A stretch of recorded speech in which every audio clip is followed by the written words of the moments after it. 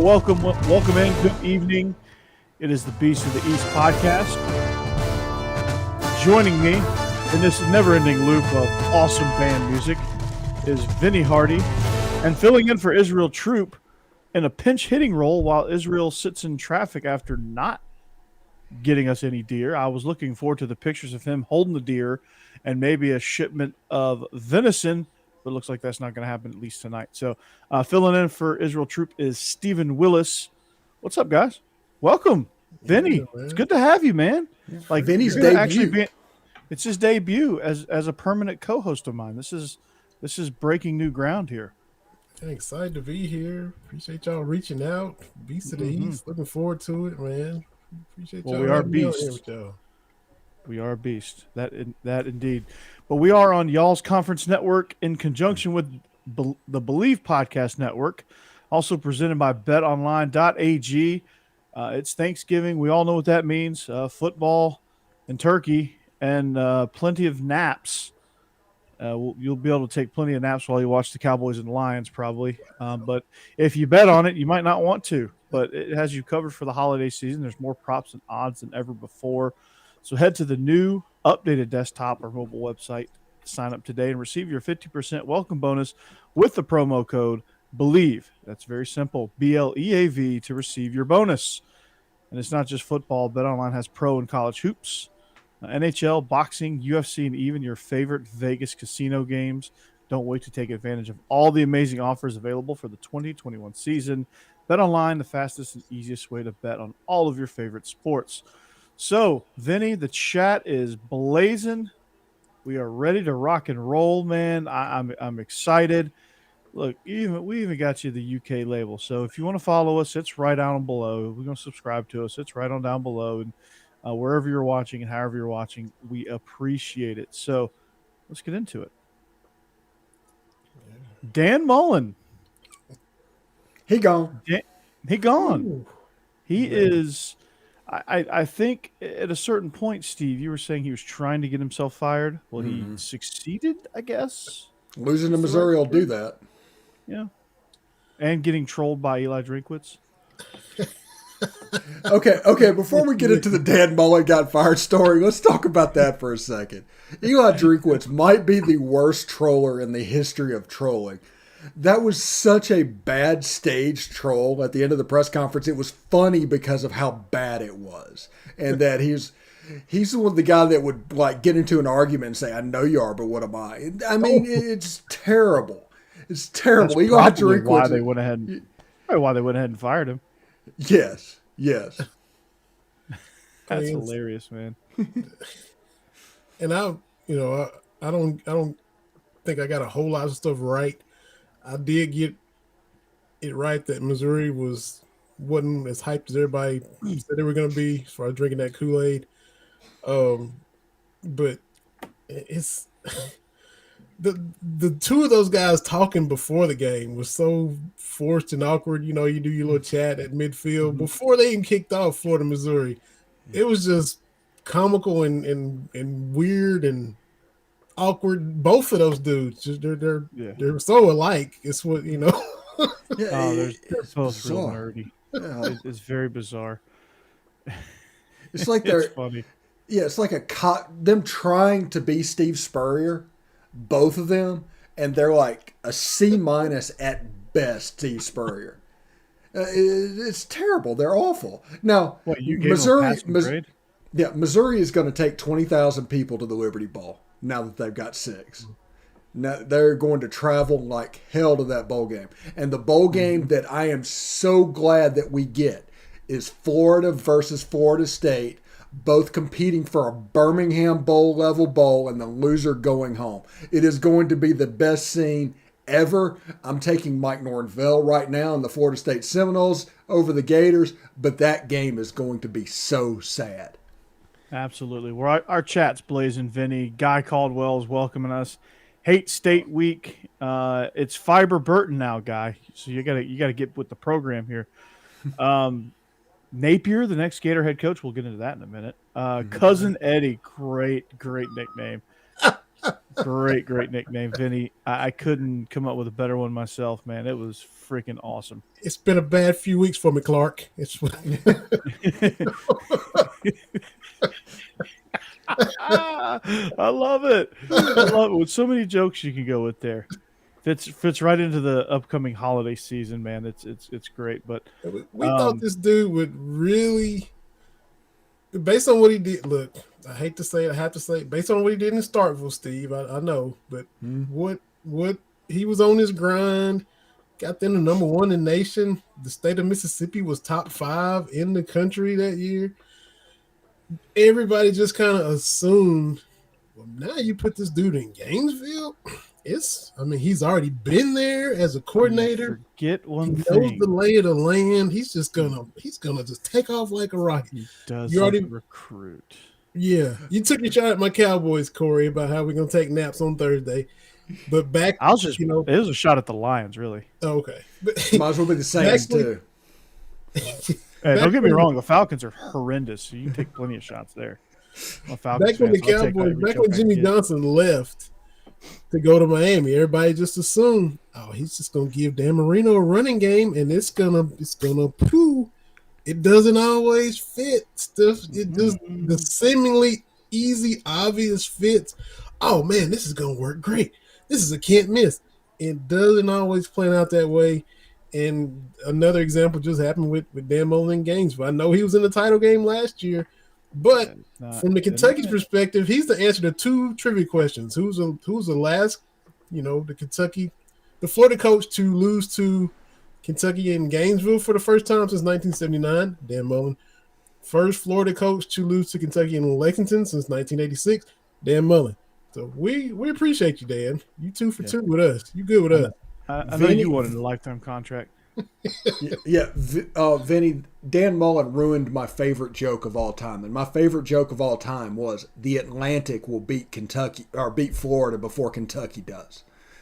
And he just destroyed that joke, just ruined it forever. Yep. Yeah. Can't use that anymore. Dopey Dan from the Gainesville fan. We can't say that anymore. He's in there with Derek Dooley for us when it comes to breaking streaks. Dan Mullen, Derek Dooley at Tennessee, Mullen at Florida. Kentucky broke through against both of those guys, and their trivia questions immortalized in trivia history forever.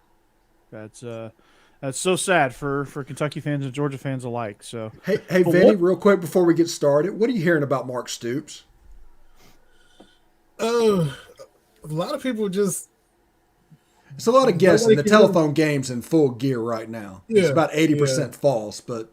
You saw Feldman with the LSU, and now he was at Florida State and Miami, and a lot of people don't really know what type of guy is he. Is he a guy that he's got it made at Kentucky? Do you want that challenge of going to an LSU where you have a better shot at a title than you do at Kentucky, even though he's raised Kentucky tremendously? You saw what Les Miles did, and Orgeron at LSU. You saw Feldman's article with him on the cover right there. Boom, the lead, picture. Is he a guy that's got it made in Lexington and wants to continue building on what he's built, or does he want to scratch another itch and try to let me see what I can do elsewhere? He's recently divorced. His wife and kids are in Colorado now, so it's not like he's got to drag a family somewhere. He's just kind of him. So from that standpoint, he can up and go, but does he want to? It's kind of hard to read. Does he want to get into that? Does he want to get into that athletic department? I don't think so. Green Soldier, love the setup, guys. It's all him. It's all Steve. Nope, that way. Yep, there you go. It's all Steve. Guy, dude, welcome back, Guy Caldwell. Look, Cousin Eddie So Dumb, he bragged about Feinbaum about his 45K sneakers while he was living in Stark, Afghanistan. Yep. That is hilarious. Mark could win a championship at LSU. Yes, he could. He absolutely could. Ed Orgeron winning a championship in LSU means that is a good job. The last 3 coaches there have won a natty. They've got a ship. That tells you that Ed Orgeron, if he can win a natty at LSU, just about anybody can. That can't be said about Florida. Other than Spurrier and Urban Meyer, over 50 years, there's nothing But except for those two guys that just kind of helped the narrative with Florida like it was a top 5 job. But other than those two guys, nobody's done it. And it's weird. Up until like the mid 80s, the state of Florida was not very strong at college football. Like Florida State didn't come into existence until like 1955 as a football program because they were an all girls school for a long time. Miami was clown college. You couldn't give away tickets at Miami, and then Spurrier comes along to the University of Florida, and they can't get it done, and then all of a sudden Miami becomes good in the mid 80s, and Florida State becomes good in the mid 80s. And Florida's still stuck in the mud, and then Spurrier comes back in the 90s, and Florida obviously does what they do. But, man, I don't know what they're going to do, who they're going to get, or, it's going to be an interesting deal. I've heard Jeff Brom in the mix, but whoever comes in, whoever it may be, Mark Stoops, Jeff Brom, Billy Napier, maybe they go get, what's his name? I just drew a blank from Coastal Carolina. Jamie Chadwell, whoever it is going to have to win over that locker room and is going to actually have to recruit. I think Freeze is going to go to Va Tech, by the way. Yeah, Freeze already told them no, and Scott Strickland came from Mississippi State. There's probably hard feelings there. Freeze isn't going to Florida. Yeah, there's no way. And that's great insight, Steve. But yeah, I mean, I just think Vinny, whoever it is going to have to win the locker room right away because that's Dan Mullen lost that locker room really quickly, and you could tell when he had the once in a generation talent in that locker room last year why they went on that skid. It's because they don't really respect him, and he lost that locker room probably long before that. And then all the stuff he's saying, do you think you've lost the locker room? You're going to have to ask them. You're the head coach, and then there were so many things that done him in. Losing to Kentucky, that wasn't acceptable down there. Getting boat raced by Georgia, that wasn't acceptable. Getting rolled by Terry Wilson. Sanford having 50 at halftime, that wasn't acceptable. Yeah, and Grantham was gone. You couldn't blame that on Grantham. You already fired him.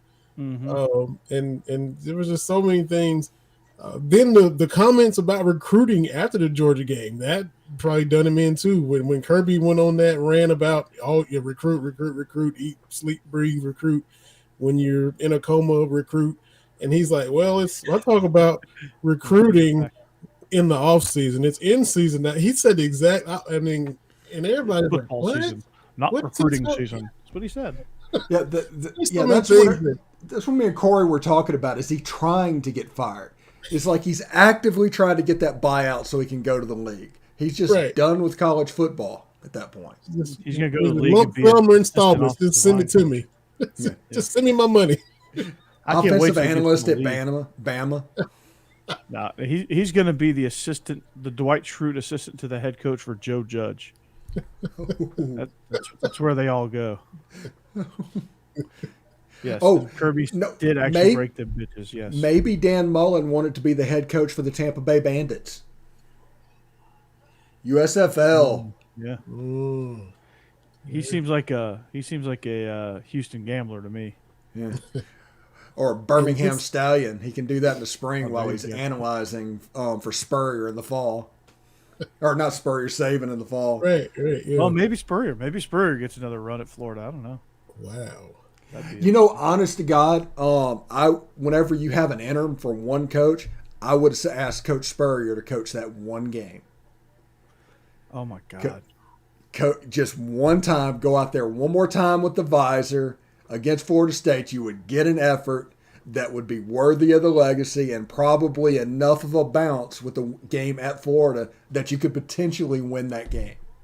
They did that with Wisconsin. Did that with Alvarez in the bowl game, and they boat raced Auburn that year. Remember that? Yeah. Between Bielema and Christ.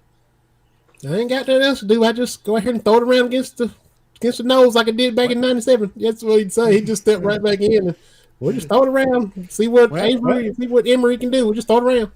Well, Free Shoes University. Well, it's gonna be across the ball plays. We're gonna light that thing. We're gonna see if every line on that scoreboard works, man. We're just gonna do it. There's some 6-string walk-on quarterback that nobody's ever heard of, even people that are fans of Florida, starting the game against Florida State. No. Because he holds the ball high and tight. Yeah, he holds the ball high and tight. He throws for 350 yards and 4 touchdowns, and everybody anoints him as the starter for next year. Yo. And then he transfers to Liberty. I don't think, I don't want to go Conference USA of the East or whatever, but Jim Cheapo.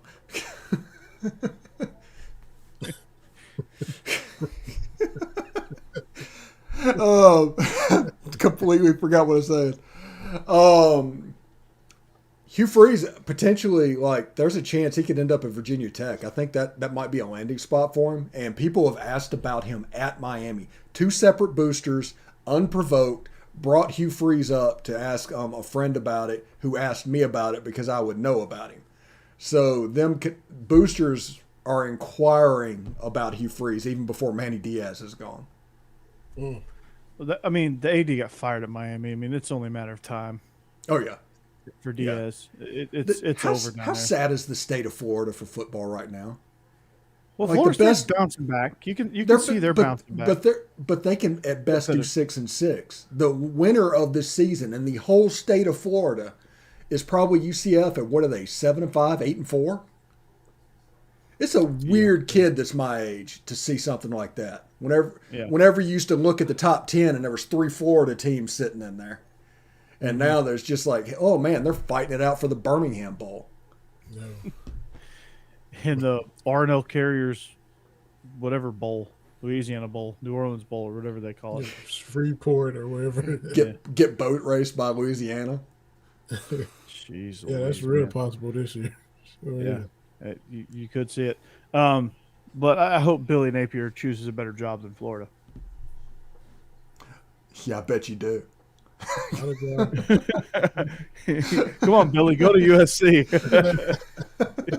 You can do it, man. Do it, man. Go to Penn State. Yeah, it looked like I don't know if they were having fun, but there was a flight from Gainesville to Lafayette, Louisiana today. They were getting that's what they were doing. I think O should have coached Louisiana Lafayette, and he should have done it 10 years ago. That's my theory. I think he's a perfect fit for that job. I think LSU was a little bit beyond him. He could serve as a mascot too. The Raging Cajun. All my girlfriend's kids run to practice without getting scrutinized. Hey, I'm Coach O. Hey, you want to work out with me sometime? Right. Yeah, I can. Yeah, how about we work out sometime? I can holler here if I want to. Even I get in trouble. He had a perfect opportunity for a good pickup line, and he just totally just fumbled that one. I don't even know, but better than what he gave. Hey, you want to work out sometime? Oh, yeah. Look nice, yeah. Oh, you're Bruce's wife? I want to ruin my career. You down for that? Hey, I want to get fired. Yeah. Can I do that? Can I give you some ammunition? Yeah. You want to talk about somebody that couldn't handle the success he got. After 2019, he literally thought he was untouchable, and I hate to know what that man thought he could get away with. Yeah. Based on what we know. Yeah. He starts talking about Boudreaux and Gators and the Bayou. Hell, he might have done it. I don't know. It came off way too comfortably. Came off way too easy off his tongue. I mean, he just rattled that like he was just like secondhand, like at his coach's show at whatever restaurant it is. Just hey, wait a minute, because it's very matter of fact. He's like, oh, we got a special spot in the bayou for you. All right, next question. Right. It's like no, we need to circle back to that. Right. Hold on. We just gonna let this like Cajun Mafia thing we just gonna blow right past that. This co-host too was trying to, let's talk about football. Okay, let's move on. No. We're gonna bury his ass. We're gonna feed him to the Gators. Go Tigers. Hold up. Hold up. And Dan Mullen lost them 2 straight years. Yeah. Yep. What does Joe Paterno and Florida have in common? DGD podcast. I'm sure he'll tell us in just a second. Yep. They're Both dead. Wow. Oh. Wow. Okay. All right. Moving on. Hey, I know this is Bring you Beast to of- kudzu. I think you're at the bayou. I know this is Beast of the East, but how is y'all worried about Lane? Honestly, It ties in, Vinny. It ties in because he's Okay. coming yeah. to the East. Honestly, if the right offer comes about, yes, I would worry about Lane. But here's the thing where I fall on that job. I don't know that major jobs are going to look at Lane Kiffin as a person that could take that job. That might be above him at this point after USC and Tennessee and the LA Raiders or Oakland Raiders and all that went down. And he went down to FAU. I'm thinking Ole Miss might be his ceiling. And he's a good coach. He can handle all of the things, but there's just so many red flags when it comes to administrators with him that might scare him off at a place like LSU or like Florida. Yeah, I mean he's comfortable at Ole Miss. Oh, you can tell. The only job I would see him leaving for is Miami because he really loves that area. Alabama, And- just because they can pay unlimited money. Yeah, that's true. I mean, it's not like Ole Miss is poor, but so speaking of new coaches, what do we think of Shane Beamer? How's he done? A+. Yeah. Getting them to 6 wins before Clemson and going to a bowl game. A+. It is well beyond anything that they could have said, and if they'd have told you anybody tells you they thought they were going bowling, they're lying to you. Or they're just super fanboys. Started off rocky like you'd expect, and wasn't much expected of him. And for him to get through all that initial turbulence and have them where they are, and peaking, if you will, considering what he has, and putting in culture and changing stuff around and getting guys to buy in, that whole first year stuff, to do what he's done is, you gotta tip your hat to him. Absolutely. I mean, their only expectations was don't finish last. That was it. Like they had nothing. We went over their roster, Steve. There was nothing on their roster. Yeah, it was don't get blown out by Clemson. That was their goal this season. They went Vandy. 2-10, they'd be fine. Yeah, beat Vandy, play with Mizzou or something like that, and don't get blown out by Clemson. That was probably the goals going into the season. And now they're bowling. And they blew out Florida. Right. And they just beat Auburn. Yep. And that was talk about a big win.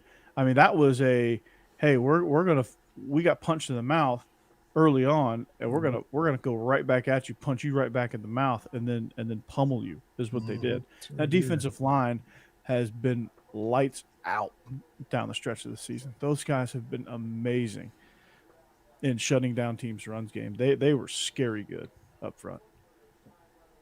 Now, there's a rumor going around that Harsin may jump. He may pull a Lane Kiffin and go to Washington. And if he does that, Auburn, just like Tennessee, is going to go down for 3, 4, 5 years because rapid system changes on both sides of the ball that you recruit to. And, yeah, it's not good. It'll be a little bit quicker with the transfer portal, but, it could be a problem. Yeah, it's just getting those kids to realize that, hey, they're going to have a hard time believing people because this will be their third coach in as many years, and that's a problem. Tennessee, firsthand, you're spot on there. Tennessee has just now gotten out of the downward spiral of Lane Kiffin jumping ship. Look at that segue. Ooh. Well, it's almost like I'm a professional. Josh Heupel. Yeah, and the tea popped in. Look at that. It's like we planned it. Goodness gracious. Hey, Yeah. we did. We tell everybody we did. Josh Heupel, man. Speaking of ending a downward spiral, I thought Tennessee was also going to be destined. I thought there was about 3 teams that were going to fight it out for last place, ultimately ceding way to Vandy. But Tennessee, man, to play the way they've been playing, for them to go bowling where they have left an entire All-American team into the transfer portal, for them to even sustain some injuries along the way and still play at the level that they've been playing, to me, I'm not really surprised at how well Hendon Hooker's played. I thought he'd come in and be the best fit for that system. I was surprised he wasn't at the beginning. Maybe he had trouble learning the playbook. I'm not real sure exactly what it was, but I just boy, think did he figure Heupel it got out quick. fooled. Heupel, He I did. think, just got fooled. But yeah, I mean, Hooker, you saw him at Virginia Tech. Fuente just completely foobarred that situation. Because Cost him his job. He had a gem in Hendon Hooker. Yeah, Kentucky played him in the bowl game, and in the Belt Bowl with the Lynn Bowden team and beat them. And when I saw he was transferring to Tennessee, I didn't. Yeah, okay, fine. Not really worried about this guy coming. And y'all know it kills me to the core to have to give them credit, but you have to. You have to with what he's done. Another first year guy, and we've seen the cycle they've been going through. You just mentioned it, and for to have them that much ahead of schedule, considering all the attrition, they got reason to be optimistic. Now if Lincoln Riley leaves, does Oklahoma come calling for him? Well, possibly, but as long as he's there, he's off to a very, very nice start. And if things should get easier, if he did that with these challenges, they should be excited about the potential for the future. And they're going to start recruiting well, because guess what they do? They recruit in season. What? Wait, real quick, you know what my favorite joke is this season after Dan Mullen ruined my Kentucky joke? It's a Joe Milton joke, yes. Yes, both of them are Joe Milton jokes. One of which is, if you need Joe Milton to throw the ball 40 yards, he can throw the ball 40 yards. If you need him to throw the ball 20 yards, he can throw the ball 40 yards. That's right. And the other one is, after the Ole Miss game, the only person in the stadium that didn't want to throw something was Joe Milton. That's right. That's right. That's your best one. I love that. There you go. So yeah, I think if Lincoln Riley leaves Oklahoma, that would be the only job Heupel would leave for. I think. Yeah. I say that now, but he could up and go to USC next week. Jeff Levy is. Real quick, Tennessee's going to go to a bowl game. They might go to the Gator Bowl or the Belk Bowl or something like that. It doesn't Music matter. City, and it doesn't matter. They are going to put 50 on somebody in that bowl game. And they are going to bring 40,000 people to that bowl game and just drink them dry. I haven't seen Tennessee this fired up in probably 2 decades, at least until since Lane Kiffin got hired. But it's been a while for them. I mean, it's good to see Tennessee doing that, but there's only so many times we can joke about them being back, though. Yeah. Well, Texas is still setting the standard as far as that goes. But do you know the Texas Rangers last won a ball game since over Texas or whatever? The Texas Rangers have won a game since Texas has won a game. So the baseball team, the baseball season that ended October 2nd, their win is after Texas's last win. Golly. That's sad. Yeah. Because the Rangers were garbage, and they still won more recently than the Longhorns. Unbelievable. Is that bad? It's not good. By the way, Guy Caldwell, I don't see Jeff Levy for a big spot. I see him for a potential, like if Sonny Dykes goes to TCU and that comes open, that could be a landing spot for Jeff Levy. Happening. I've heard some major smoke on that. That's happening. Yeah, and it could fall in that. But also, Levy, honestly, could be just biding his time at Ole Miss and waiting to see what Lane does. If Lane leaves, Levy is probably the favorite to get that Ole Miss job. No doubt. That'd be They good. Plug him right in there, man. Just plug him in and move him up. for Ole Miss's sake. I know you guys improved on defense, but I just still don't get good vibes from DJ Durkin. Bring Matt Luke Hey, back. This one top goes. top half of college football on defense and scoring defense. I Yeah, have a tweet right now that is just getting like after like after like because nobody can believe it. it's But it's we're unreal. 60th right now. Yeah. It's unreal, but it is. I cannot shake that Maryland stuff out of my mind with Durkin. But again, he's not a head coach, so he's got to fall in line with Lane. So I guess that's good for him. But Kendall Briles, does he get any consideration?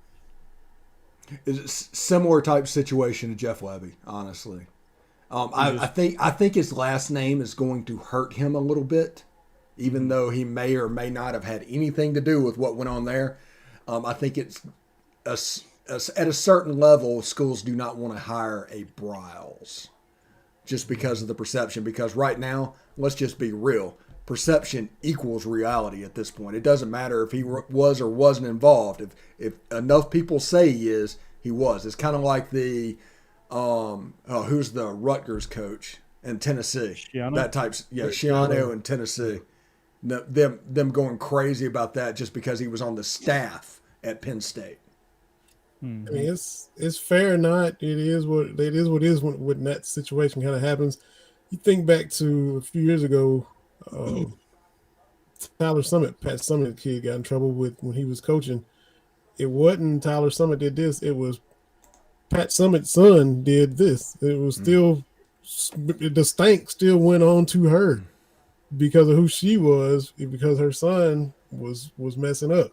You know, Coach K's grandson over here at Duke, you know, here getting a DWI. That's Mike Krzyzewski's grandson. So, fair or not, Kendall's gonna, in this case, it's not the kid messing up and the parents getting it. The dad's mistakes are now trickling down to the son, and it's not right, but that's kind of how that stuff works until quite a bit of time goes by. So he's just going to have to bide his time and figure it out and maybe prove himself in the G5 level. But Clark Lee, Vanderbilt, what do we think there? What you look at the transfer portal. Speaking of FCS schools. Yeah, with the transfer portal and everything going on with the signing classes and the number of players that left Vanderbilt, Clark Lee was just dealt a massive rebuild. And if Vanderbilt hired him for they give him less than 5 years, they've done him a disservice. Mm-hmm. And look, you get drilled by ETSU in your bye game. That kind of lets you know where you are when they travel from Johnson City to Nashville and just roll in there and smack the doors down. But as bad as the hand he's been dealt, you see them starting to play tough. They haven't quit on him. They've been playing with effort. We've got the past 2 weeks in a row, you got Kentucky fans disappointed, quote unquote, because you didn't go in there and blow them out the way you thought. And then that Ole Miss score, I'm sure that down there in Oxford, 31-17. We're not, if we look at our picks last week, I called this game because Ole Miss and Vanderbilt. Ole Miss had game day the week before and everything that went around Texas A&M, that huge win, then Vandy, and then 5 days later was the Egg Bowl. This was always going to be a trap. And they lost at South Carolina. We just bragged on Beamer. They lost at South Carolina by a point, 21-20. That game. It's little bitty, tiny, micro baby steps, but Clark Lee has got them, coaching them up and doing fundamentals, and you got to get some players in there, and that's going to be hard at Vandy. But you got to. He's done well with what he's been handed to work with. See, outwardly though, I think he's got to inject a little bit more energy into the program. I mean, I think you see what Beamer was able to do at South Carolina with a similar hand, probably not as bad as Vanderbilt's hand, but a similar hand where you have nothing on the roster and your roster's just not competitive whatsoever. And then all of a sudden those guys play like super, super hard. He's energetic on the sideline. Like you look at South Carolina and it's actually, even though they're not comparatively great talent compared to who they're playing against most weeks, it's fun to watch them because they're just laying everything they've got out there for Shane Beamer. I don't feel that way for Vanderbilt with Clark Lee. I know they're playing better. I know they're playing harder for him. I just don't see it all the way. And I think he's going to have to kind of evaluate himself in the offseason to figure out, okay, what can I do to inject more energy into this program so that I can make this thing look like this is the place you want to be. Every game's a road game for them. We see the red. Like they've got when Georgia's there. We see the blue in there when Kentucky's there. We see the orange in there when Tennessee's there. And that's historically that's been the thing at Vandy forever. I mean, Woody Woodenhopper was there in the 90s. It was still getting taken over by other teams. Maybe the few years Franklin won 9 games, that might have been the best home field advantage they had. But so he one of the funniest things that happened is Tennessee checkers out when they go on the road to Vanderbilt. They plan checker out, and it's one of the it's such a solid move in that rivalry. But Clark Lee has a big hand. Now, I was embedded with James Franklin. I think signing day 2013, and his energy and the way he worked the media and everything. Now, he might seem like a used car salesman guy, but Vandy needs that type of person. Clark Lee, I do wonder if he's a little bit too robotic. He's doing quite well. They're recruiting, believe it or not, in the low 40s, even though that might be a little bit of an exaggeration with the transfer portal and all that going on. But, I think he's doing good things, but I'm like Corey. I would like to see him be more of a character. Yeah, be more of a character. Force your way into the news. Yeah. I mean, you have to be. Even even Stoops at Kentucky, when he came in, he was a character. Even though they went 2-10, he was a character. You knew what they were building. You saw it. People just don't see it with Vanderbilt. You see it with South Carolina. You see it when Kirby came into Georgia. You see it. When all these new guys came in, you see it. You see it right away. You can kind of predict it almost how it's going to go. So for him, again, against Tennessee, starting with Tennessee game this weekend, he's got to be he's got a little bit more energetic. So I'm not going to be quick to give him an A+ because he's been competitive these last couple of weeks. He's still DC range. Yeah, he's a C. He's solid. He's a solid C now. I think he's a C because of improvement. He was a D, and there was a danger of an F earlier in the season. Oh, you started the season straight up F+. And had to dig out from that. Yeah, and he's a Vandy guy. He should know or have a better perspective too of what it takes, even if that means getting out of his comfort zone personality wise and getting a little crazy, letting your hair down, or he's bald, but letting your whatever, can't let his hair down literally, but you know what I mean. Guy, real quick, he couldn't get him, but the perfect person for the character for Vandy would be Elijah Drinkwitz. That would absolutely work with Vanderbilt. And it works because the logo's right there too. Look at that. We did it again. We did it again, right? We did it again. We did it again, guys. But it is rivalry. We should talk a little bit about that, right? Maybe the games that are upcoming. Steve, since you're on with us, we'll throw you a bone here. Even though this is Beast of the East, how about the Egg Bowl, man? Like that's probably going to be one of the most exciting games this weekend. It's the game of the week in the SEC, with a close second being Louisville and Kentucky. Those are pretty much the two games this weekend that everybody's watching, besides like Florida State, Florida, which is like snuff film worthy. So, yeah, I'm proud of that one. 1968. Yeah. The game is supposed to be 29 degrees. Thanksgiving night is supposed to be 29 degrees, and there's a 60% chance of freezing rain at the moment. Oh man, that's gonna be fun. If that happens, that game has the chance to be beautifully sloppy. And Well, you see, up on the Palouse, that's a regular thing. So Mike Leach might be actually used to this kind of thing. yeah, but the people actually doing it will not be. Well, what do you think they're going to work on in practice all week? It's going to be 60 degrees and sunny all week. The cold front doesn't come through until Thanksgiving. Cold water, cold hands. They'll figure it out. Yeah, it's a weird thing, and it's going to be cold, and cold weather is always going to affect air raid type teams. We saw this when Ole Miss was there with Phil Longo, when the Phil Longo experience was happening. And Longo. I don't know if he counts as air raid. He's not true air raid. You still throw the ball around the yard a good bit. I mean, Ole Miss went 5-6 with AJ, DK, and Dawson Knox, 3 NFL players. I mean, it's unbelievable. But if that happens, that's going to be a major disadvantage for Leach, just on the elements and Mississippi State with what they like to do. Ole Miss, if Ole Miss can run the ball at all, they should have their way in that game if it happens.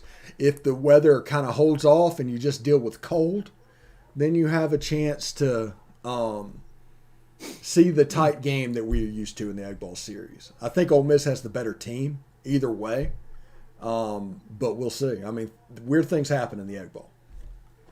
Yeah. They certainly do. The kick it's a great rivalry, man. It's Thursday night, man, like it should be.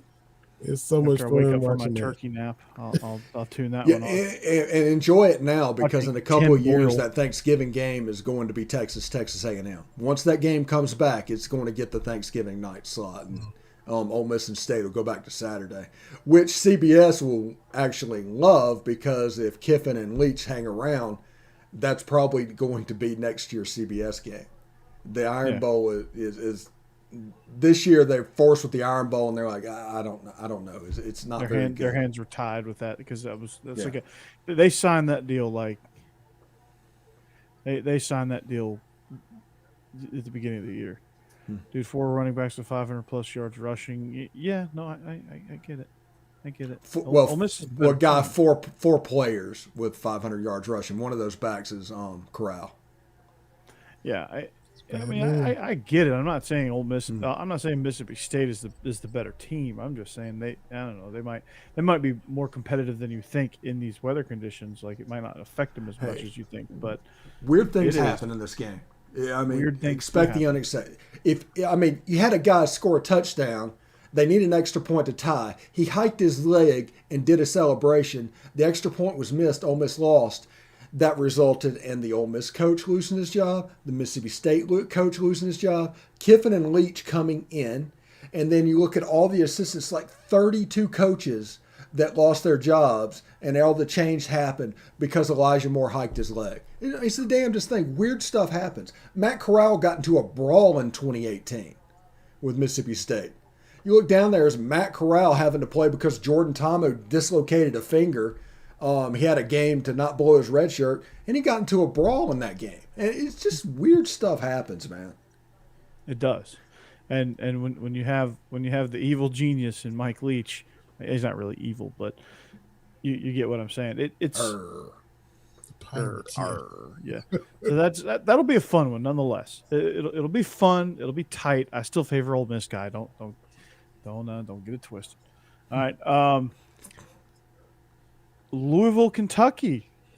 This one's being played in the pizza box, and so you have the grocery bag and the pizza box in the state of Kentucky. I love it.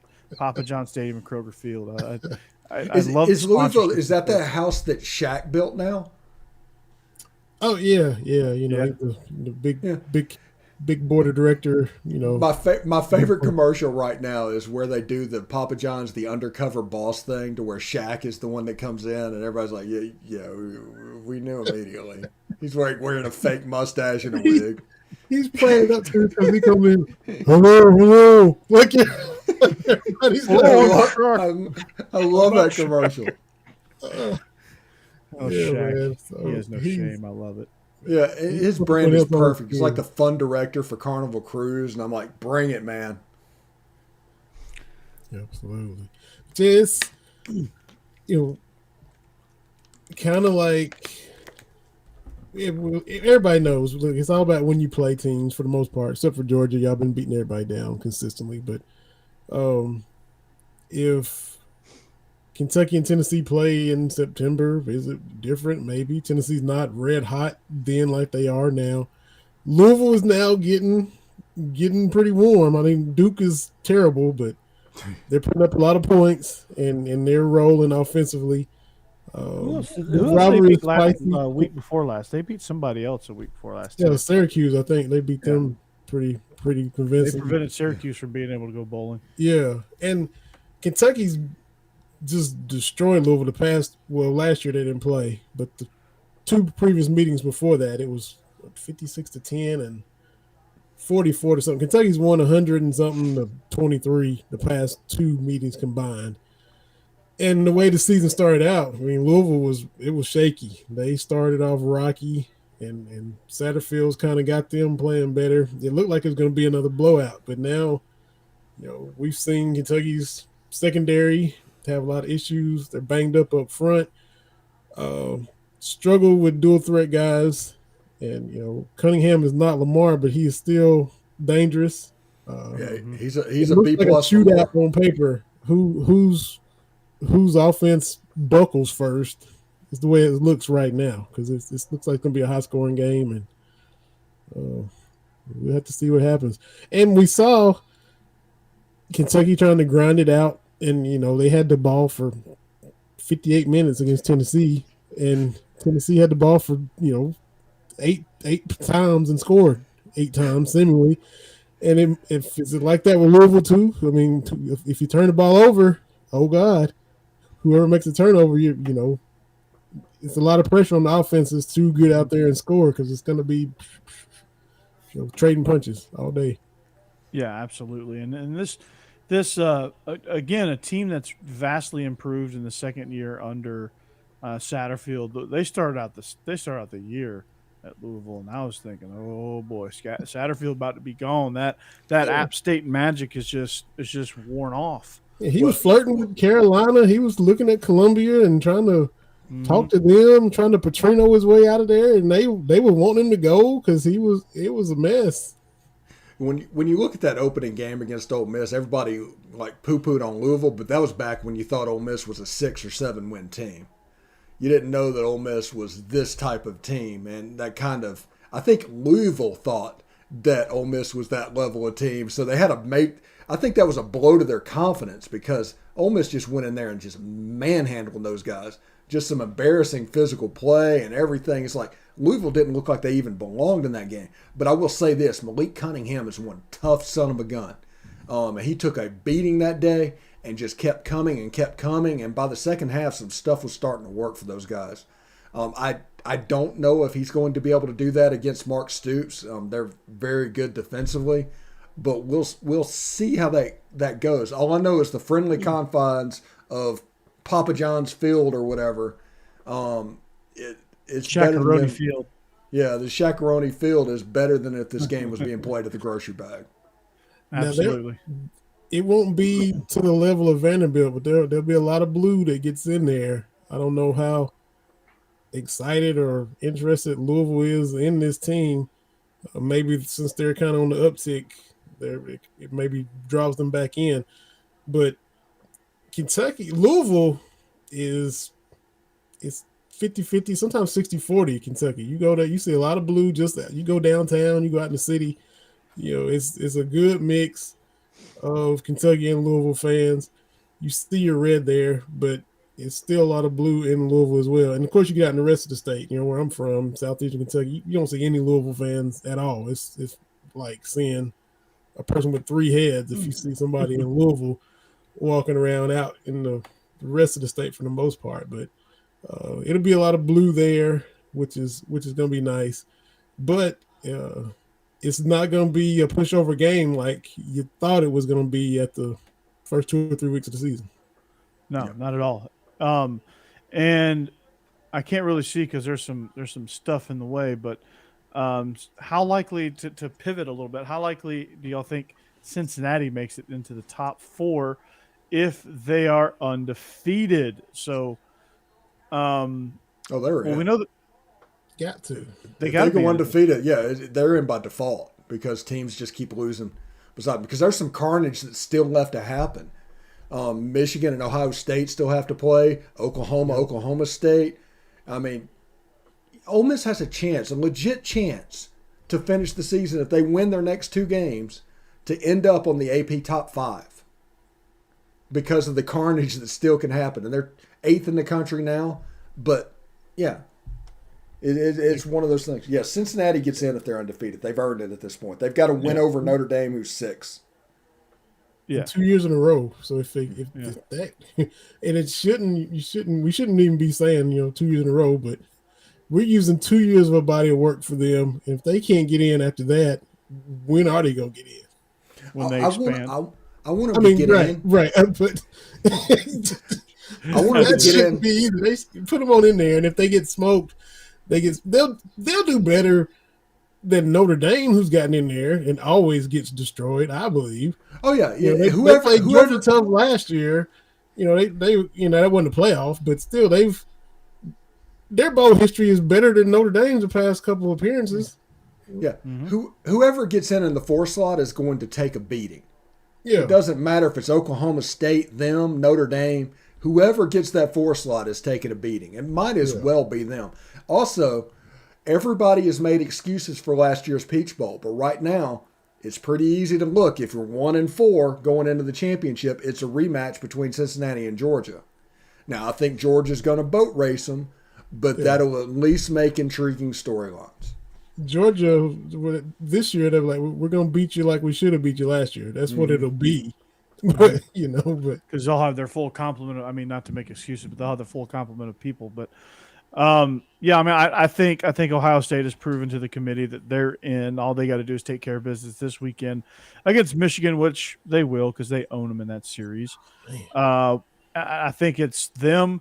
I think if Georgia can beat Alabama, then that opens the door for the winner of Bedlam, and then of course Cincinnati. I think would be your top 4. Yeah, if Oklahoma State wins and can get the 4, then you have Georgia, Oklahoma State, and then you have a potential Ohio State-Cincinnati game, a battle for Ohio that's viewed as like a little brother type situation. If Ole Miss was playing Southern Mississippi or somebody like that, that's how they look at Cincinnati. So that game would be very interesting, at least for storylines. Oklahoma State, to me, always finds ways to lose Oklahoma, maybe in years when they shouldn't have in that series. But Oklahoma has played with fire. Oklahoma's played with fire all year. They should have 4 losses easy. So if they beat Oklahoma State and get in there, it's not a good Oklahoma team that's getting in there. Yeah, no doubt. It'll be interesting coming down the stretch. We'll see how that all plays out. Georgia plays Georgia Tech. Georgia Tech just got boat raced, to be nice about it, by Notre Dame, 55-0. Jeff Collins is probably getting fired on Monday. Let's a week from today. Or actually on Sunday.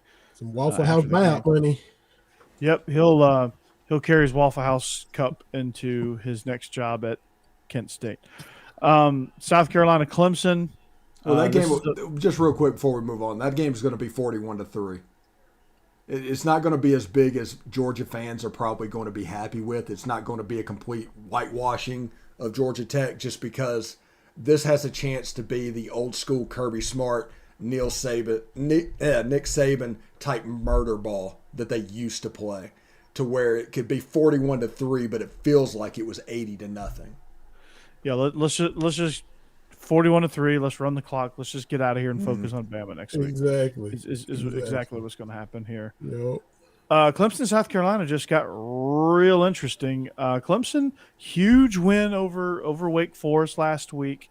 A team that just sound right. Say that again. Just huge win over Wake Forest. Clemson, huge win over Wake Forest. Woo.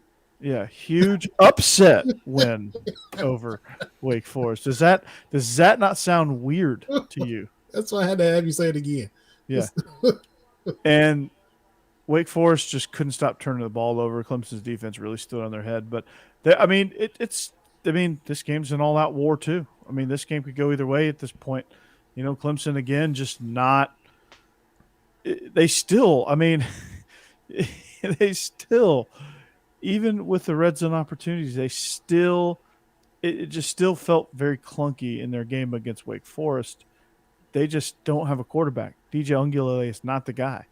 Whether he was the guy from the jump, I don't know. Georgia may have broken him or exposed him or whatever, but they don't have a quarterback. I really like this Jason Brown cat for South Carolina. I think this is interesting. Clemson's 11.5-point favorites in this. Definitely take the under in this game. But yeah, I mean, you have a very extremely motivated South Carolina team that's excited about being bowl eligible. You got a Clemson team that's just they're upset about how their seasons went, and their offense is just sputtering and puttering. Who knows what's going to happen in this? Exactly. Rivalry Yeah. Who week. knows? Stranger It's- things are happening. And then Florida State, man. That's It's like I'm like that little girl that in the meme is like. that's a noon kick. That's a nooner right there. That's a noon kick in Gainesville. Unbelievable. Well, I'm just gonna call some good ball plays, man. And then Vanderbilt, Tennessee, carnage, right? Yeah. Yeah, Carnage. expect a 50 spot to be dropped by Tennessee. Yeah. And if you really want to hear us talk about Iron Bowl and LSU A&M, you're going to have to tune into SEC After Dark, which actually airs tomorrow night. Yes, tomorrow night if you want SEC After Dark. Yes. And Vinny, we're going to have to get you on the pick sheet so you can make your picks and make them known. And then as we go into next right. season, Need to do that as well. you'll be a regular picker All right. on the pick sheet. So yeah, it's gonna be fun. Rattler to Clemson. Oh God, I hope not. Him and Dabo will be oil and water. No, you know what? I am angry at Clemson because nobody can pronounce DJ's last name. You just call him ukulele, whatever.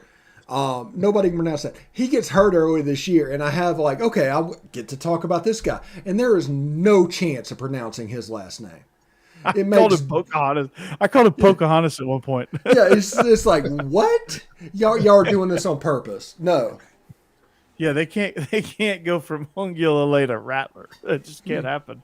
Yeah. They need some syllables in there. They need some consonants. Spencer Rattler probably is.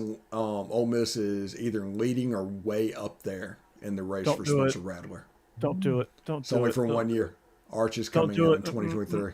Oh, I don't care. Don't get Rattler. Yeah, it's going to I happen. would rather you have Carson Beck. Carson Beck is better than Rattler. Carson Rattler Beck is fine. Where he? Oh, that's the Georgia. You're talking. I thought you were talking about the guy at Utah State. Oh no, Carson Beck he's got some talent. He's just I think they should get Harrison Bailey. yes. I'd much rather have Harrison Bailey than Spencer Rattler because Bailey's actually he's a dude that wants to play. He actually wants to play football. Rattler just wants the recognition. Rattler just wants all the clout.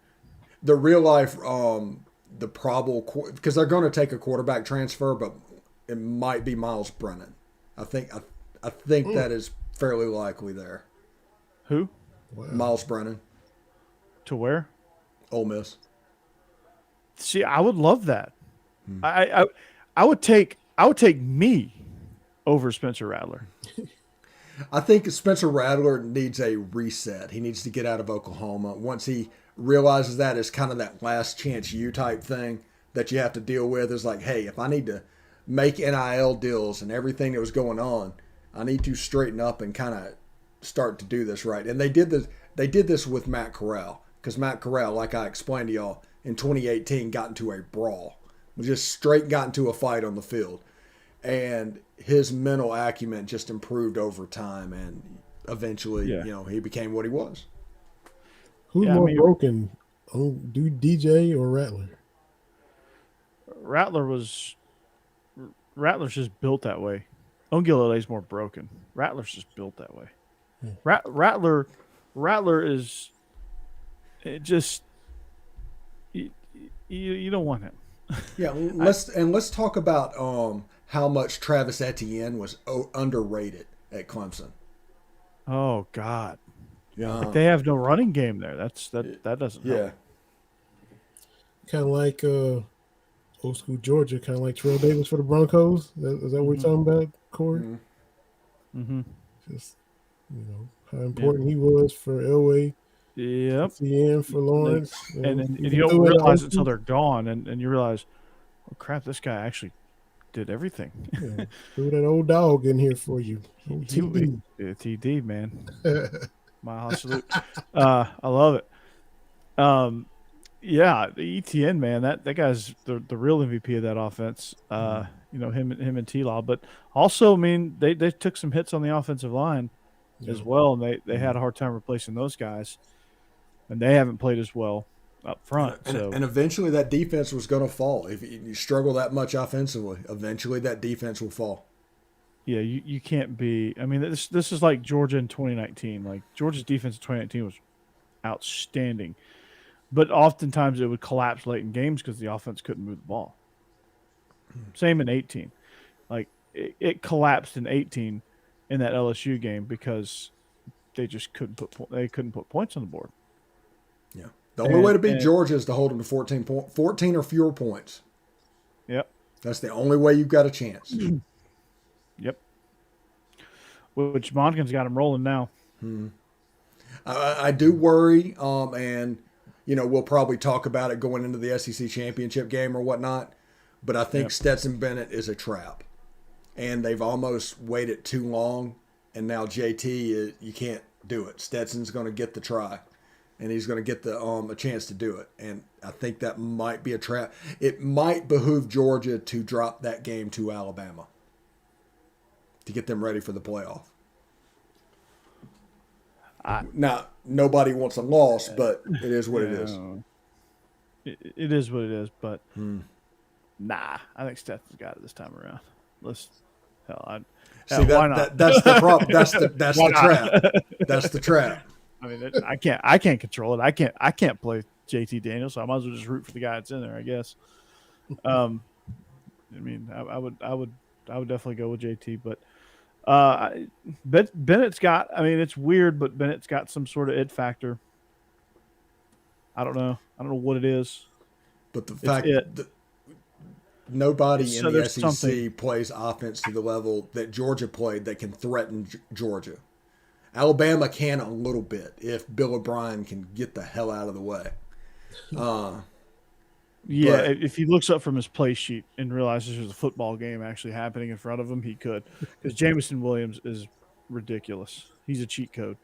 Yeah, he's one of the guys that can do it. But I think Georgia can put pressure on that Alabama. They can work that offensive line a little bit like Texas A&M did. And I think at the end of the day, Georgia's going to win that game like 28-17 or something like that. Yeah, it won't be low scoring, but it won't be high scoring. It'll be kind of right in the middle there, mid scoring, I guess. Georgia's linebacking core is ridiculous, man, across the board. And you had some guys get some quality reps over the last couple of weeks due to that Adam Anderson situation. That's just going from bad to worse.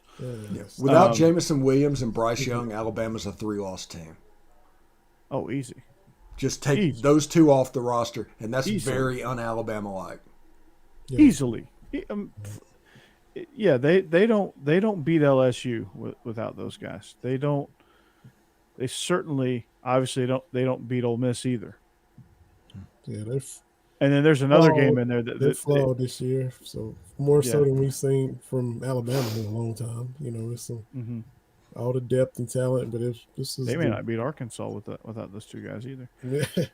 But yeah, I think it is. And look what I mean. You can't really. You can't judge this in stone, but look what Arkansas did at Georgia. What Arkansas does at Alabama. Yeah, I mean, it's late in the season or whatever, but wow, you go Arkansas was top 10 at the time. You get blown out in Athens. Do you want to hear a scary story? Ooh, is it what Goosebumps novel do you have for us? Yeah. First round of the playoff. Let's say Alabama gets in, right? First series of the game, Bryce Young goes down. Oh boy. How bad would that number 1 seed put a whooping on them? That would be I think Stetson could beat him. that would be just a worst case scenario for them because they could legitimately be like a 31-3 type game. Because if there is nobody backing up Bryce. Yeah, no Tua walking through that door. Yeah, I mean, there's nobody. Like Paul Tyson, I think, is backing it up. And every time he comes in, like you see a tweet from Jake, like, no. And yeah. It ain't out of the realm of possibility for Nakobe Dean or Trayvon Walker or Nolan Smith to get a nice little to get some shots on. Bryce is going to be hit more times in that game than he's been hit all season combined. It's why Bryce Young doesn't run. Everybody says Bryce Young needs to run. That's why he doesn't run. Because if he gets hurt, their season is over. He means more to Alabama than Matt Corral means to Ole Miss. Oh my goodness. And that's scary. But DGD said Monken has the offense efficient regardless of who's behind center. The way it's designed right now, yes. But I think, honestly, when you look at the quarterback situation, I think against Bama, you need a more of a JT Daniels type guy. Or you need Stetson Bennett to figure out how to do that, which he's done a little bit better since the Florida game about doing that and about being that type of guy and and being more of a vertical threat. But he's got to do it with guys in his face. He's got to do it on the run. He's going to have to figure out. He had a great game against Tennessee, and he was under duress a lot. Tennessee's secondary is very, very underrated. He did a great job against that secondary. Georgia did a great job against that secondary. So I think when you look at that, maybe that's due to scheme. Stetson Bennett is not going to beat Alabama. It's going to be Todd Monken putting Stetson in situations that's going to lead that offense to score some points. And Bowers, as a freshman, my God, that dude. My God, a freshman. I tweeted that. I said he will have, because first of all, the play he made against Kentucky, he hadn't even turned around. The ball was at his head, and he turned around last second, and then he made a play against Tennessee too, which I tweeted out. If Larry Munson was alive, he would, my God, a freshman. Exactly. Exactly. Yeah, Hobnail Boot is still the greatest ever. That is epic. And I will die on that hill. We just crushed their face. He threw it to Haynes. He stuck Haynes over the middle. He dumped it off to Haynes. No, listen to the Florida call from 1980. I had about run, I came Lindsey, through my chair. run. Yeah. Run, Lindsey.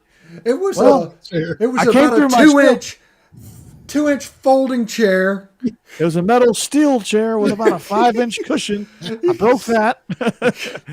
Manners are going to be some property destroyed tonight. Oh, Larry Munson was great. Tybee Island and St. Simons and Jekyll Island, where all those dog people have the condominiums. The man, dude. He used to announce for the Falcons too. Oh wow. Didn't have much to talk about, but he was. The 91 Falcons, the primetime Falcons, where they were too legit to quit. Jerry Glanville. The voice of the Falcons was Larry Munson. Wow.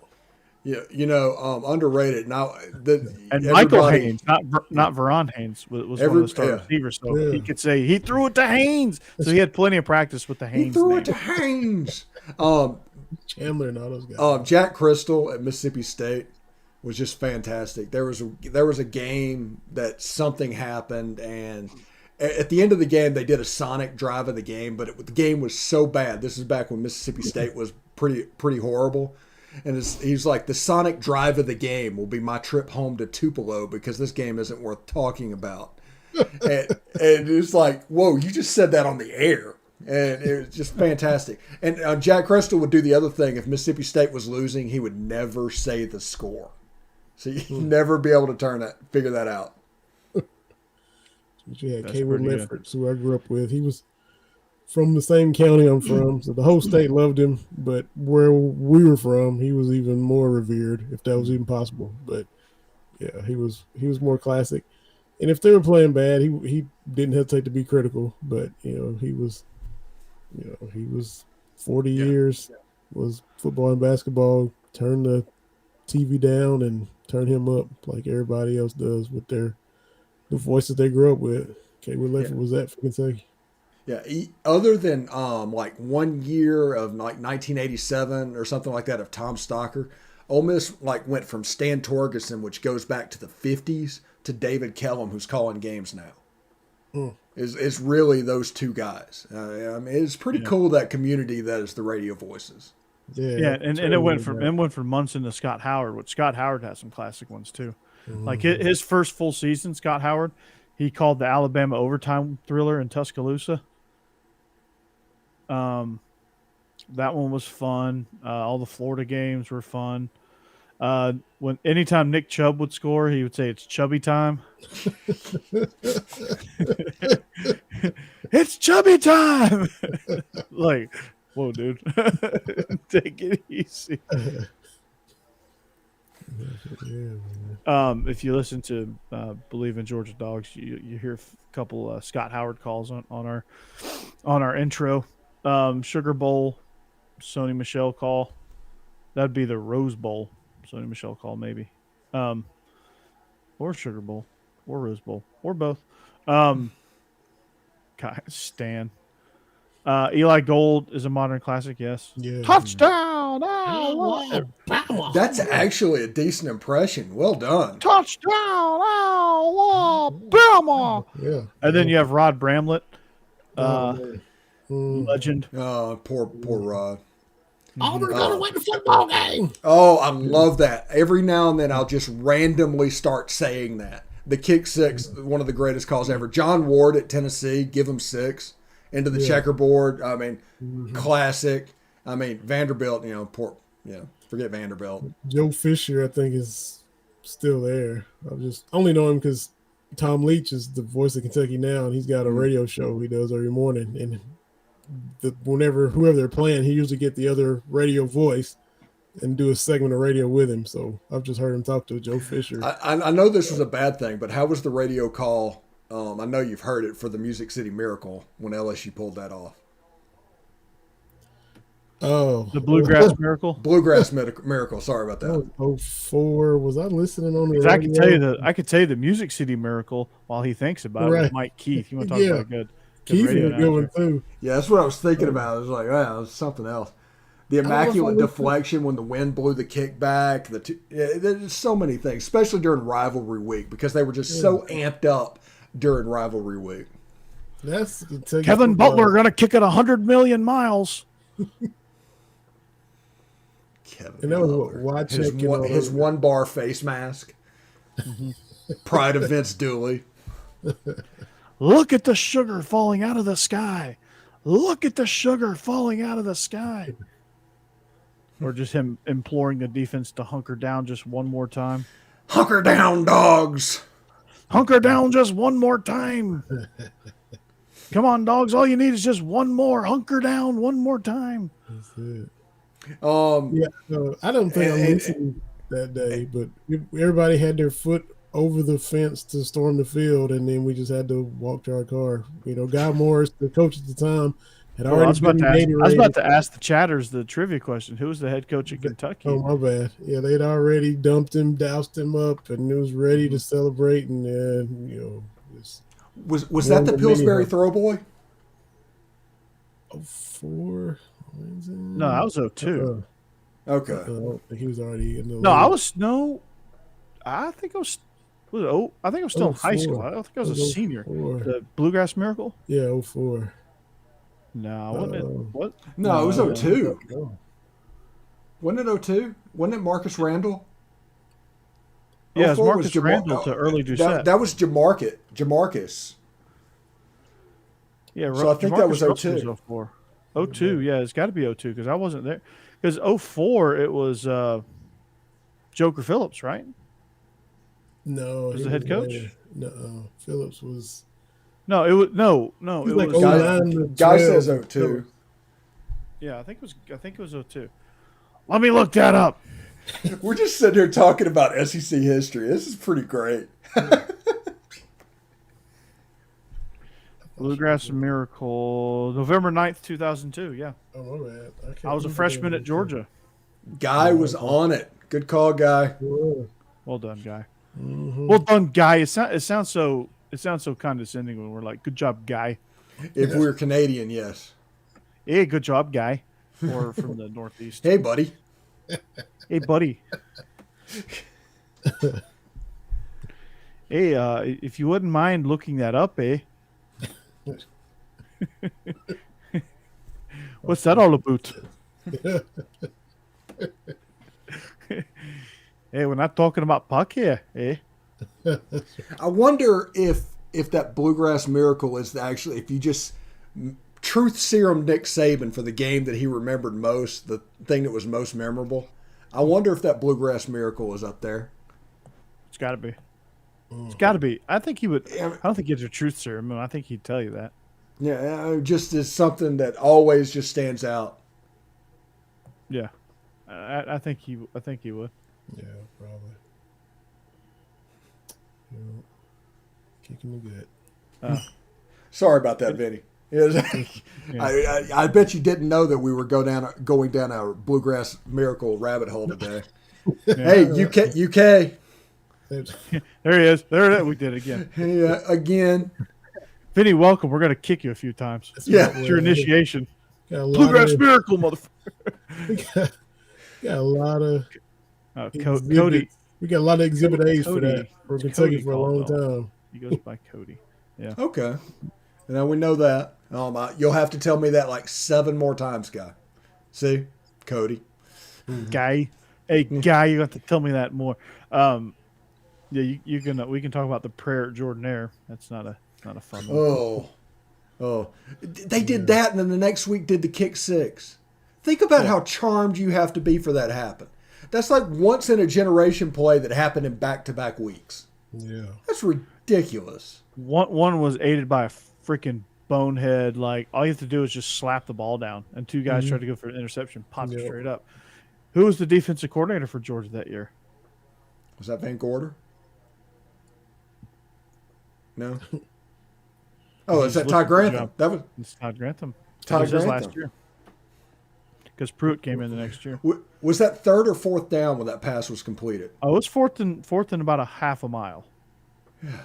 Good grief. Like, we had the game won. Like, we even hurried Nick Marshall on that. Like, Nick Marshall got hit, I think. Nick Marshall was low-key Gus Malzahn's best quarterback, even over Cam, as far as fit for what he did. Cam was just special because he was better than everybody else on the field, but as far as a fit for what he did, Nick Marshall was the perfect guy, and after he graduated, all of a sudden Gus Malzahn decided he wanted to be a pro-style guy. So you saw like Jarek Stidham and all those guys coming in. When Malik Willis, who went to Auburn, would have been the perfect quarterback for what he wanted to do. Yeah. I mean, it was a perfect fit. Yeah, he was flushed, had to step up in the pocket, threw a wobbler. Yeah. Watching it right now if you guys can. Why are you watching? Are you a masochist? It's like a State fan watching the Immaculate Deflection.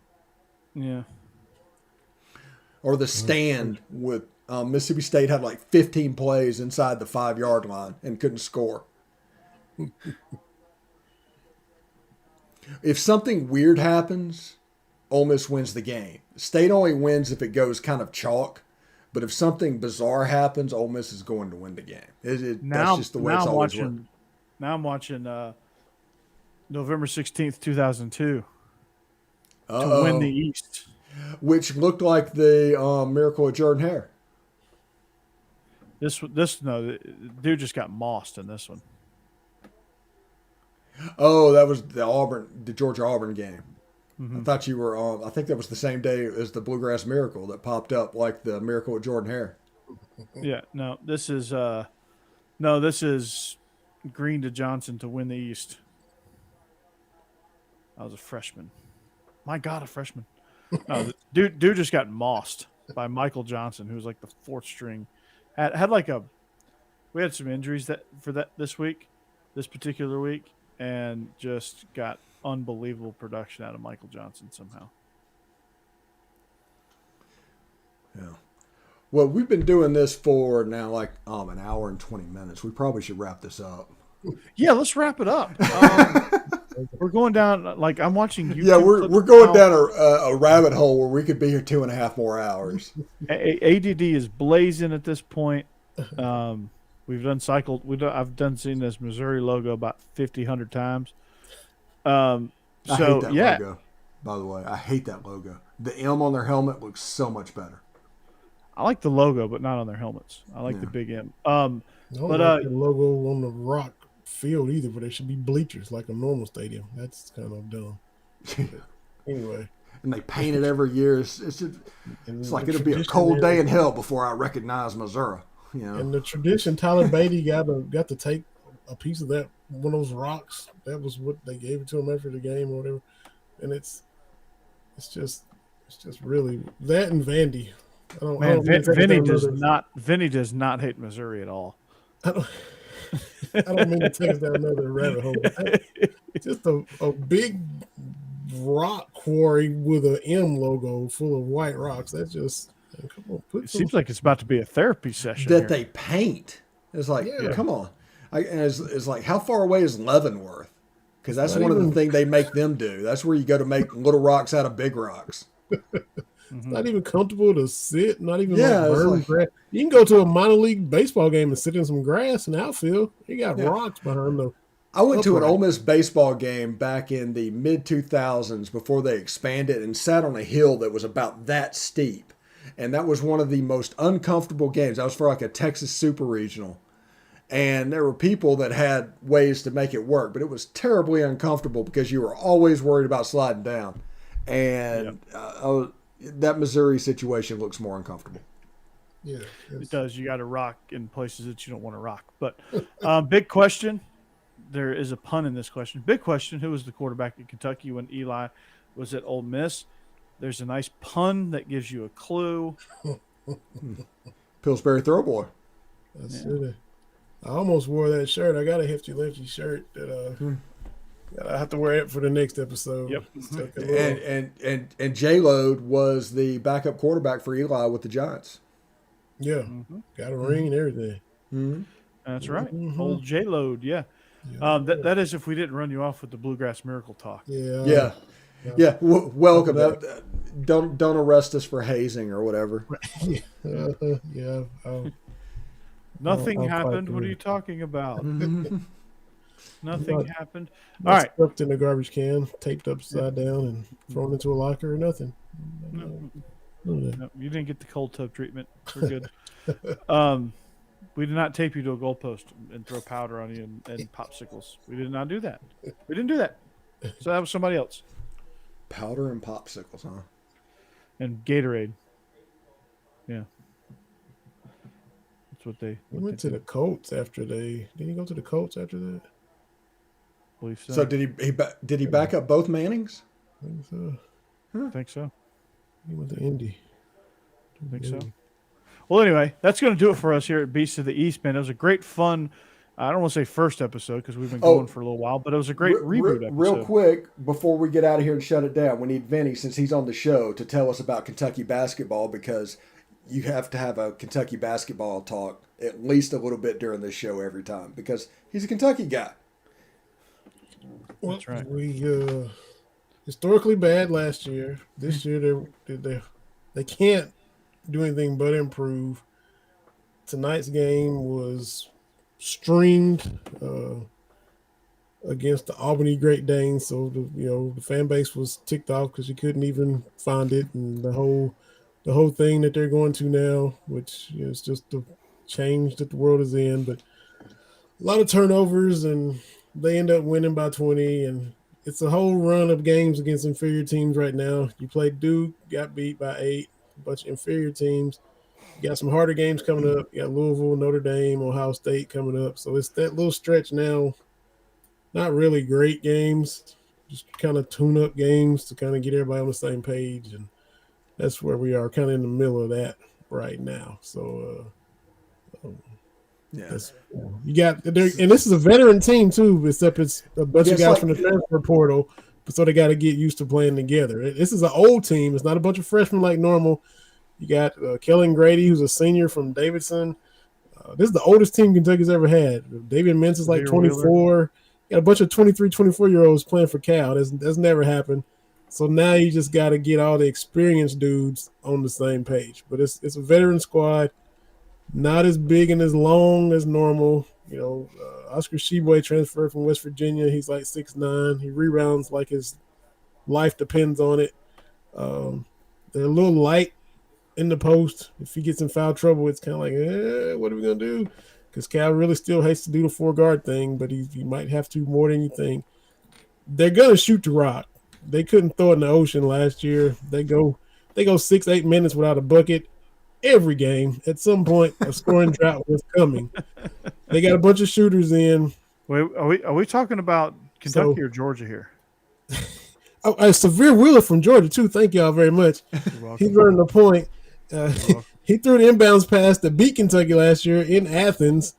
So led the league in assists. So now you put him with a bunch of guys. He penetrates and kicks out with a bunch of spot-up shooters. So it's kind of where they are, and they're just kind of getting all molded together.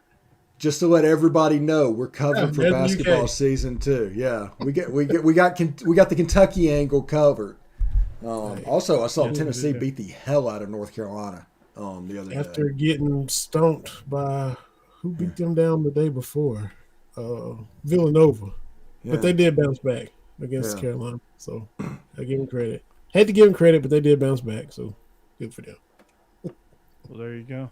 So, after the Beast of the East basketball minute, that was brought to you by Vinny Hardy. That was good. Logo. Yeah, Duke is beating the Citadel right now, beating the shite out of them. Not that anybody cares, but pulling up the SEC. Virginia beat Georgia 65-55, which is bad. Arkansas victorious over Kansas State tonight in the Hall of Fame Classic. 64-57. Georgia in the Roman Legends Classic. Hail Caesar. Florida 20-point victors over Cal, 80-60. A&M losing to Wisconsin. LSU beating the dog, out of Belmont, and Florida State beating the ever-living Tar out of Missouri, who is Vinny's favorite school. So, with that is your basketball. Old school Kentucky assistant from back in the 70s. So. That is outstanding. I love watching Florida State play basketball is actually pretty fun. I never thought Florida State and Tennessee would be basketball schools, but they are now. So that's fun, right? Mm-hmm. It is. And they have switched roles with Kentucky. Kentucky's now a football school. So go figure, right? Yeah. But that's going to do it for us here on the Beast of the East podcast. It's been a fun hour and a half. It's been a fun 90 minutes. The chat was blazing. Cody, well done. DGD, well done. Everybody else that was in the chat, well done. Tell your friends about it. We are back. We're back on Beast of the East. We got a whole new cast here. Israel Troupe will join us next week when he washes off his war paint and actually brings us some venison. So Steve did a great job pinch hitting. Thank you. You were like Jorge Soler in the World Series, hitting bombs, hitting dingers. But we are the Beast of the East podcast on the Believe Podcast Network, also in conjunction with the Y'all's Conference Network, presented by betonline.ag. For Vinny and Steve, I'm Corey. Thank you for watching. Thank you for listening. We hope you join us back here next week. Goodbye.